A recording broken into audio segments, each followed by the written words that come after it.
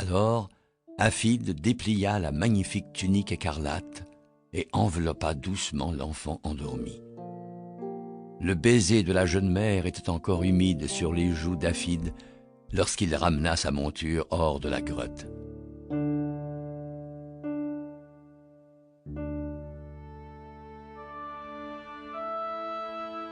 Droit devant lui brillait une étoile qu'il n'avait jamais vue. Il la fixa jusqu'à ce que ses yeux se remplissent de larmes, et il se dirigea vers le chemin qui le ramenait vers Jérusalem.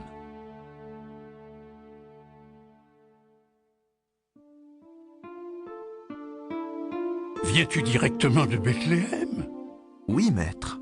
Tu n'as pas été effrayé par une étoile qui suivait tes pas? Tu n'as rien remarqué? Pour ma part, j'ai été incapable de bouger d'ici depuis l'instant où j'ai vu cette étoile monter au-dessus de Bethléem, il y a bientôt 2 heures. Comme je l'observais, elle s'est mise à se déplacer dans le firmament en direction de la caravane. Et maintenant qu'elle est droit au-dessus de nos têtes, tu arrives et elle ne bouge plus. Est-il arrivé quelque chose d'extraordinaire pendant que tu étais à Bethléem?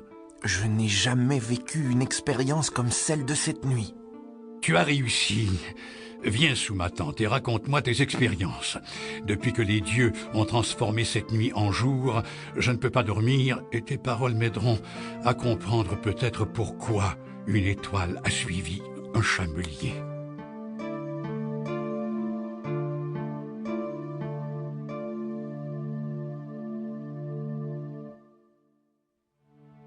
Patros s'allongea sur son lit de camp et écouta les yeux fermés le long récit des éternels refus, rebuffades et insultes qu'il avait rencontrés à Bethléem.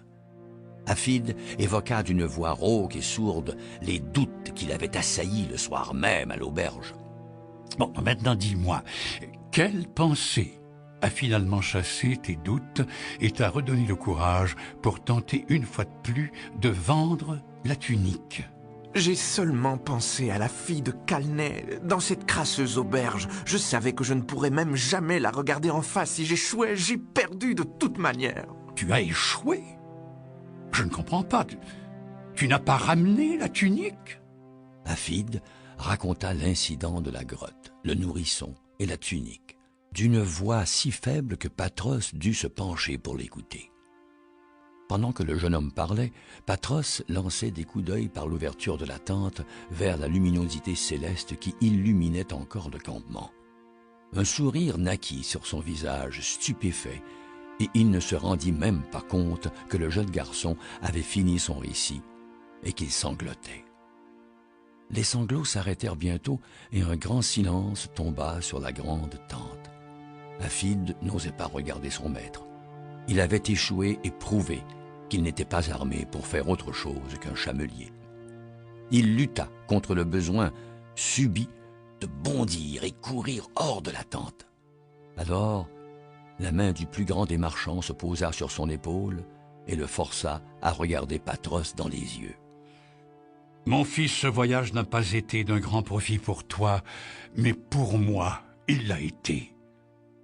L'étoile qui m'a guéri de ma cécité, une cécité que j'admets à contre-cœur. À présent, puis-je te demander quelque chose? Oui, maître.